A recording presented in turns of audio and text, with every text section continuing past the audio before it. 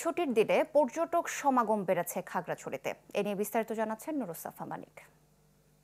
সাপ্তাহিক ছুটির দিনগুলোতে পার্বত্য জেলা খাগড়াছড়িতে পর্যটকদের উপস্থিতি বেড়েছে। শীত মৌসুমে এই প্রায় নভেম্বরের পর থেকে খাগড়াছড়ির বিভিন্ন পর্যটন কেন্দ্রগুলোতে কিন্তু পর্যটকদের উপস্থিতি দেখা যাচ্ছে। তবে এখন যেহেতু স্কুল, কলেজ, বিভিন্ন শিক্ষা প্রতিষ্ঠান খোলা রয়েছে, সপ্তাহের অন্যান্য দিনগুলোতে তেমন কোনো দর্শনার্থী কিংবা পর্যটকের উপস্থিতি না থাকলেও কিন্তু এই সাপ্তাহিক ছুটির দিনগুলোতে আমরা দেখছি যে এখানে পর্যটকদের উপচে পড়া উপস্থিতি রয়েছে এবং বিভিন্ন প্রতিষ্ঠানেরও কিন্তু এখানে যে বনভোজন কিংবা আনুষ্ঠানিক যে বাৎসরিক আনুষ্ঠানিকতা সেগুলো কিন্তু হচ্ছে খাগড়াছড়িতে। এখন আমরা আছি জেলা পরিষদ পার্কে, এখানে দেখেছি আমরা বিভিন্ন প্রতিষ্ঠানের পক্ষ থেকে কিন্তু পিকনিক গুলো এখানে হচ্ছে।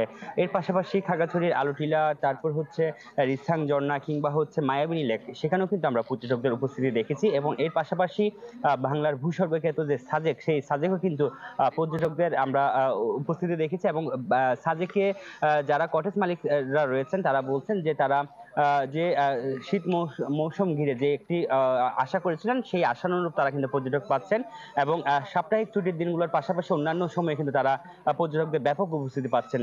সব মিলিয়ে বলা চলে যে যে শীত মৌসুম চলছে, সেই শীত মৌসুমে যেহেতু এখন দেশের সার্বিক পরিস্থিতি স্বাভাবিক রয়েছে, সেখানে কিন্তু পর্যটকদের উপচে পড়া উপস্থিতি রয়েছে। গন্তব্য হিসেবে সাজেক এবং খাগড়াছড়িতে আসলেন পর্যটকরা। এই ছিল আমার কাছে খাগড়াছড়ি থেকে পর্যটন পরিস্থিতির খবরাখবর।